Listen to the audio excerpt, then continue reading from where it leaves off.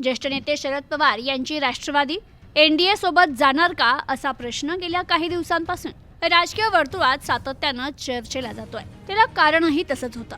शरद पवार आणि खासदार सुप्रिया सुळे यांनी पंतप्रधान नरेंद्र मोदी यांच्यासह केंद्रीय गृहमंत्री अमित शहा यांची घेतलेली भेट, तसेच पवार यांच्या राष्ट्रवादीच्या 8 खासदारांच्या शिष्टमंडळाने पंतप्रधानांची घेतलेली भेट या गोष्टी एनडीएतील प्रवेशाच्या चर्चेला कारणीभूत ठरत होते।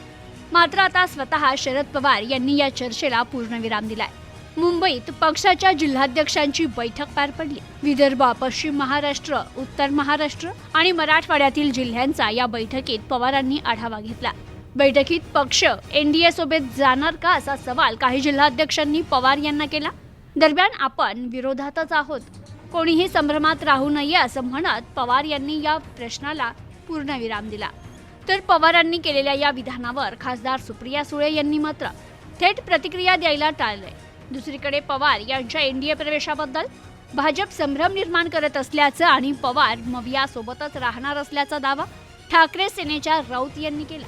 तर पवार यांचा राजकीय इतिहास पाहता ते पूर्वेला जायचं असेल तर पश्चिमेला सांगतात असं म्हणत प्रवीण दरेकर यांनी पवार यांच्या भूमिकेवर संशय व्यक्त केलाय।